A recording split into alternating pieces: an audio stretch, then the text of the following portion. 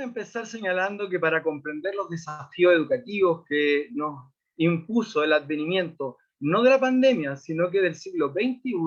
como la llegada, por ejemplo, a la inteligencia artificial o la utilización a nivel cotidiano de las TICs, podríamos entonces comprender que estamos frente a una revolución en la forma de vida de las y los humanos y junto con ello en una revolución realmente profunda del cambio educativo, ¿no?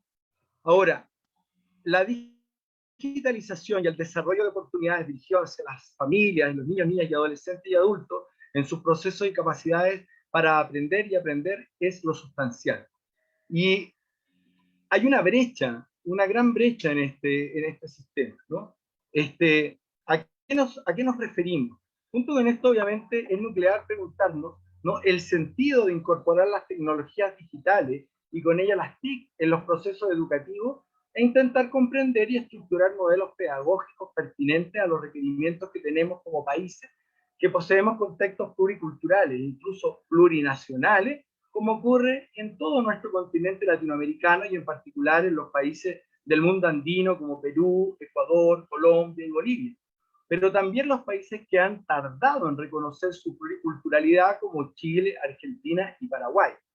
Por ende, los nuevos modelos pedagógicos basados en la revolución digital deberán ser encaminados en generar cambios para mejorar las problemáticas que, paradójicamente, nos unen como sociedades. Esto es, por ejemplo, un pasado histórico común de lucha y reivindicaciones, una mitología de la otredad frente a lo europeo que forma un nosotros colectivo, a pesar de las diferencias, pero también están los niveles de desigualdad que poseemos al interior de nuestras sociedades, en todos los países latinoamericanos, ¿no? Y, ¿no?, en los índices de pobreza también, ¿no?, que redundan de forma más directa en la inequidad de acceso a la educación. Y también nos une en nuestras constantes luchas por llegar a la calidad educativa. Poder comprender la situación actual del desastre pandémico como una oportunidad nos permite también brindarnos a nosotros la posibilidad, ¿no? Pero ¿a la posibilidad de qué? Bueno, de establecer la relación entre el mejoramiento de las brechas educativas gracias a la utilización de la digitalización y el desarrollo de oportunidades dirigidas a las familias, ¿no?, que se encuentran al debe o en la situación de pobreza o exclusión, ¿no? Sobre todo para las capacidades, impulsar las capacidades del aprender a aprender. ¿Y de qué brecha estamos hablando? Bueno, pues según la UNESCO, en 2018 hay 750 millones de personas que son analfabetas en el planeta y 2/3 de este número son mujeres. De las más de 630, de los 630 millones de personas que viven en América Latina y el Caribe, hay unos 32 millones de personas que son analfabetas, según señala el último informe del Instituto de Estadísticas de la UNESCO, ¿no? Esto representa aproximadamente el 4% de la población analfabeta en el mundo. Y la digitalización o la creación de programas híbridos de educación a distancia nos entrega una enorme oportunidad para luchar contra la exclusión social en educación y combatir la pobreza sistémica. Pero, ¿a qué nos referimos? Por ejemplo, pongamos un ejemplo. Según UNESCO, uno de los grandes retos es el abandono del sistema educativo, la deserción por falta de condiciones adecuadas para sostener el aprendizaje convencional juega en contra permanentemente, ya sea porque miles de personas, en particular miles de jóvenes, deben salir a mantener sus hogares, o porque viven en zonas apartadas de los centros urbanos que ofrecen la infraestructura educacional, ¿no?, formal presencial. A modo de ejemplo, por ejemplo, los países de Latinoamérica, con la tasa más alta de abandono de escuelas secundarias son Guatemala con un 52,2%, seguido de Honduras con un 44,7% y México con un 42,3%, según datos de la UNESCO del 2018. En cuanto a educación, alimentación y saneamiento, han sufrido niveles de exceso de mortalidad además también, ¿no? En un nuevo informe anual, la CEPAL estima que el total de personas pobres ascendió a 209 millones al final del 2020, es decir, 22 millones de personas más que el año anterior. Además, se insta a los diferentes gobiernos a crear un nuevo estado de bienestar que se preocupe por la inversión social, protegiendo a su ciudadanía. Pero parece ser todo lo contrario a lo que se hace en estos momentos, ¿no? Por lo menos en los gobiernos latinoamericanos en el continente. Dado lo anterior y tomando en cuenta que la paralización de las actividades educativas, producto de la pandemia de COVID-19, declarada como pandemia mundial el 11 de marzo, ha impactado a el 91,30% de los estudiantes alrededor del mundo, dejando a más de 1.500 millones de estudiantes sin la posibilidad de acceder a clases en forma presencial, según la UNESCO 2020. Las formas digitales y a distancia de la educación han sido catapultadas claramente a protagonistas esenciales para el mantenimiento y protección del derecho a su desarrollo de millones de niños, niñas y adolescentes en todo el mundo.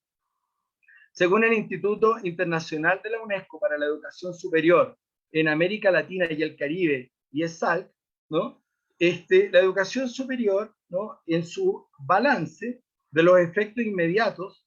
y en el análisis de impacto de respuesta política y recomendaciones señala que el cierre temporal de las instituciones educativas en América Latina afecta aproximadamente a 23,4 millones de estudiantes de educación superior y a 1,4 millones de docentes en América Latina y el Caribe. Esto representa aproximadamente más del 98% de la población de estudiantes y profesores de la educación superior en la región. Por otro lado, ya se ha anunciado un cambio histórico en la materia de educación en el mundo y en Iberoamérica, ¿no? Según Ana Capilla, coordinadora de educación superior, de educación técnica profesional y de ciencias de la Organización de Estados Iberoamericanos, en una declaración del 28 de mayo del 2020, señala que esto puede ser visto, ¿no? Claramente como una oportunidad, pues, ¿no? Se ha acelerado las transformaciones que debían ocurrir tarde o temprano debido a la aparición y aporte revolucionario de las tecnologías digitales que estaban instalándose desde principios del siglo XX. Pues la demanda en educación, ¿no? A distancia en los últimos 7 años claramente ha crecido, ha aumentado en un 73%. Es decir, 4 millones de estudiantes se habían incorporado a la educación a distancia en el continente antes de la pandemia. Ahora, sobre las desigualdades, que son la máxima ante esta crisis y oportunidad a la vez, las universidades estaban ya involucradas en el tema de la transformación digital de la educación superior, pues el mundo ya se encontraba en un cambio profundo que se aceleró. Por ejemplo, en la cumbre de ministros de educación preparatoria para la cumbre iberoamericana de educación superior, uno de los acuerdos de la cumbre de los días 10 y 11 de febrero del 2020 fue formular una estrategia iberoamericana para la transformación digital de la educación superior. Cumbre de ministros y altas autoridades de Iberoamérica respaldaron la implementación de los convenios educativos, ¿no?, firmados ante la UNESCO. En La Habana, Cuba, el 11 de febrero del 2020, en el marco de la 27ª Cumbre Iberoamericana de Jefes de Estado y Gobierno, junto con los ministros y altas autoridades de los gobiernos, respaldaron la implementación de los convenios a nivel regional y global sobre educación superior adoptados por la Conferencia General de la UNESCO en su 40ª reunión, apoyando la labor que en este sentido realiza el Instituto Internacional de la UNESCO para la Educación Superior en América Latina y el Caribe, y ESAL, a través de los instrumentos pertinentes del espacio iberoamericano del conocimiento, ¿no?, según reza esta declaración. Respecto a los estudiantes de educación superior y sus nuevos escenarios, la digitalización ha contenido de cierta forma a los 23,4 millones de estudiantes que han sido afectados con el distanciamiento de la presencialidad y el cierre de sus centros de estudio, dejándolos en un escenario nuevo sin saber cuánto tiempo durará esta llamada nueva realidad, con incidencia inmediata en su diario vivir, ¿no?, en los ingresos, en los gastos diarios y en la continuidad de los estudios, según señala el Instituto Nacional, ¿no?, para la Educación Superior de América Latina y el Caribe. Esto implica que los estados deben enfáticamente ponerse a tono en el proceso a lo menos de educación mixta, dígito presencial, y aumentar decididamente su inversión del Producto Interno Bruto en dos temas que han sido prioritarios, como son la salud y la educación.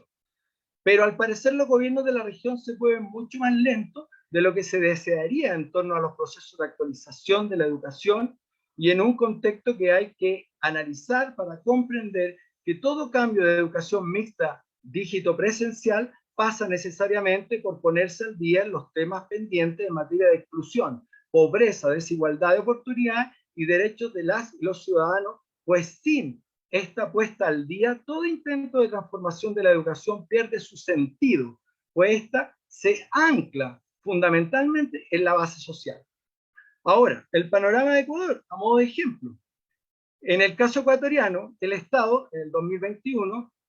y la empresa privada han invertido cerca, según se señala, de 11 millones para conectar a través de Internet a 54 comunidades de 9 provincias dentro de un plan de conectividad para zonas históricamente rezagadas del servicio. Esto se informó oficialmente en junio del 2021 por el Ministerio de Telecomunicaciones y de la Sociedad de la Información Mintel. Aunque en el gobierno de Rafael Correa se implementó el Plan Nacional de Banda Ancha, Servicios Móviles Avanzados, Televisión Digital y Terrestre, pasando del 2006 de 207.000 usuarios de telecomunicaciones digitales, ¿no?, a 4.859.996 usuarios de redes de Internet. Es decir, el 34,7% de los habitantes del país quedaron conectados con Internet, según la Telcom, ¿no?, datos del 2014. Pero hay que comprender el fenómeno de base de la conectividad para la educación digital y la distancia en su justa dimensión. Pues hay que considerar que, según cifras del Ministerio de Estadística, el Instituto Nacional de Estadística, disculpen, del 2018, arrojaron que de los 3.810.548 hogares, solo el 37,2%, es decir, 1.417.000 hogares, contaban con Internet a nivel nacional, mientras que 2.393.000 hogares no cuentan con el servicio que ahora es vital para la educación a distancia, según el INEC del 2018, ¿no?, en su informe sobre tecnologías de la información y comunicación multipropósito. Por otro lado, considerando la voluntad político-económica de los estados de América Latina, la inversión en educación para esta era de transformación revolucionaria digital en el aprendizaje exige un aumento del Producto Interno Bruto en educación en todos los países del continente. Según el Banco Mundial, Cuba es el país que más invierte en educación, porque al 2010 contaba con el 12,8% de su Producto Interno Bruto invertido en educación, seguido por Costa Rica en el datos del 2020 con un 6,7%, Chile con un 5,4% y Ecuador cayó en su inversión de educación en los últimos años de un 5% del Producto Interno Bruto a un 4,1% de su PIB, casi 10 puntos porcentuales del PIB en inversión educativa según el Banco Mundial. Ahora, debido a la realidad de educación a distancia en pandemia, en el caso de Ecuador, es similar al resto de los países del continente, con un amplísimo número de estudiantes que se han visto forzados a tomar clases a distancia. El número total de estudiantes afectados es de 5.131.897, de los cuales 669.437 estudiantes corresponden a educación superior en Ecuador, según la UNESCO de datos del 2020. A septiembre de 2020, según la UNESCO, ¿no?, se registró un total de 46 cierres de instituciones a nivel nacional educativa, con un total del 47,20% de alumnos matriculados. Además de este panorama de conectividad, tenemos las contradicciones del modelo económico en todo el continente y que no contribuyen en nada a la actual situación en que se debe comprender como tensiones paradójicas para entender por qué nos cuesta tanto implementar los modelos de educación a distancia y con calidad.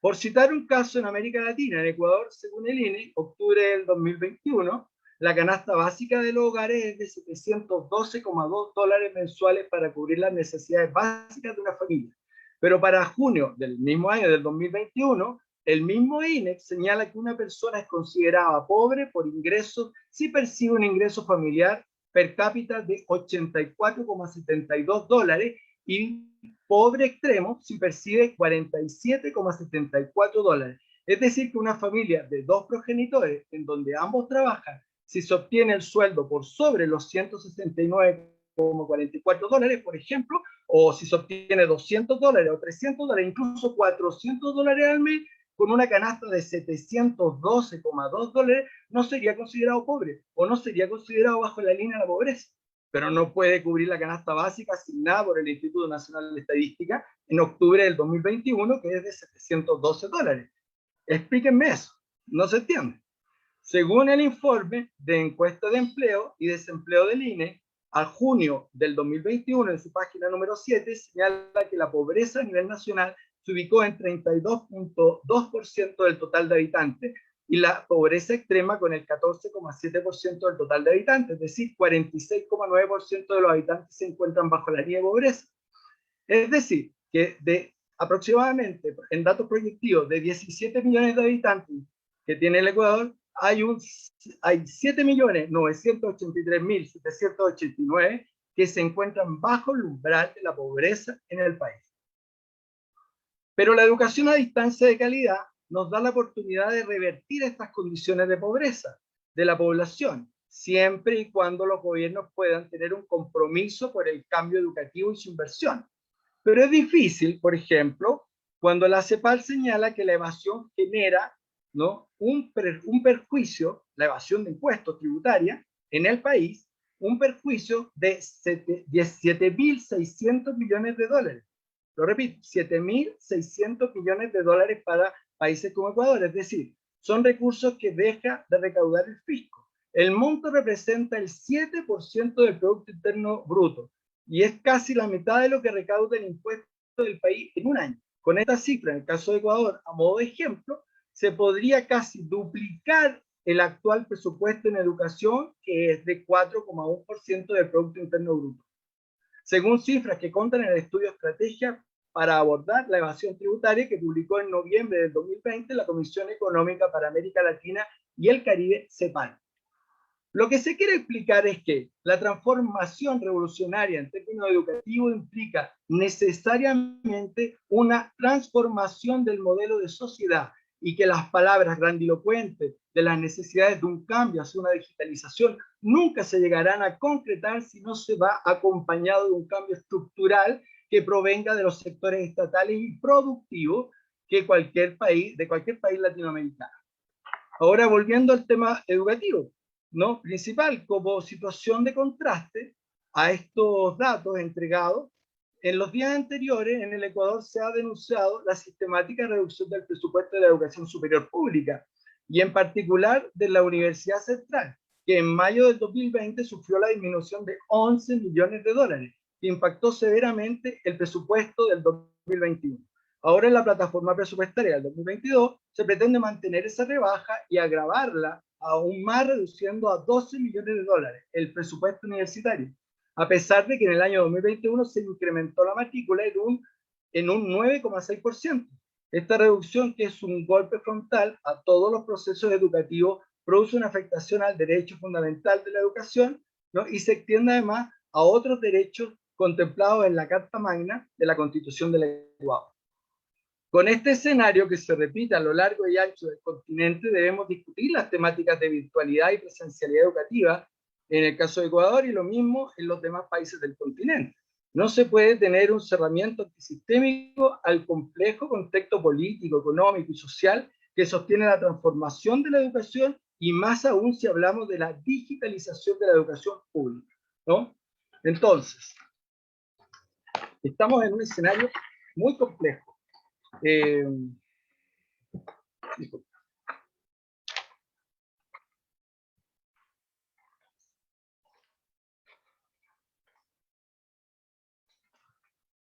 Sobre los procesos de transformación al interior de las universidades. Hemos visto la necesidad imperiosa de cambios estructurales a nivel de la conformación del pensamiento económico-social que necesita Latinoamérica. Los estados y líderes políticos económicos, al parecer, no poseen un compromiso muy claro en torno a las transformaciones imperiosas de la sociedad hacia modelos de bienestar y protección social, ¿no?, en sociedades tan desiguales como la latinoamericana, dejando todo a un azar, que en definitiva expresa la maquinaria oculta para, a mi juicio, de colusiones de tipo transnacionales y empresarios nacionales que excluyen a una gran cantidad de la población de nuestro continente. Dentro de lo anterior, hemos observado en este último tiempo de pandemia que tanto los sistemas sanitarios como la educación se encuentran dentro de esa exclusión. Más allá de los discursos grandilocuentes que despliegan las élites político-empresariales, al parecer cuesta establecer compromisos verdaderos en las cifras y estas cifras lo demuestran, como hemos expuesto en esta presentación. El papel de las instituciones de educación superior es, por lo antes mencionado, enorme, pues se encuentra batallando prácticamente a contramano de los deseos de la estructura, pero peor aún si hablamos de educación con carácter crítico y decolonial. La reflexión hace temblar a aquellos que no poseen en su horizonte ético la responsabilidad social que demanda el momento actual. Solo recordarles que el gasto de educación en el caso de Ecuador es de, dijimos, 4,1% del Producto Interno Bruto y la evasión tributaria es del 7%, es decir, 7.600 millones de dólares, de acuerdo con el estudio de la CEPAL que habíamos mencionado, ¿no? En América Latina, el 10% de los hogares más ricos concentran el 32% de los ingresos totales, pero ese segmento de la población apenas paga un valor tributario del 5,4% de sus ganancias, es decir, una contribución que eminentemente tiene carácter insuficiente ante la urgente transformación social que requiere la educación y que demanda un compromiso ético, social de las clases dirigentes. De ahí se desprende que todos los planes de reforma al sistema de educación de los países latinoamericanos pasan por reconocer que si no se produce un cambio estructural profundo en la forma en que se asignan los recursos y un cambio ético, y lo quiero volver a subrayar, un cambio ético de la mentalidad de las élites político-económicas, no vamos a lograr la transformación educativa que necesitamos con urgencia. Muchas gracias.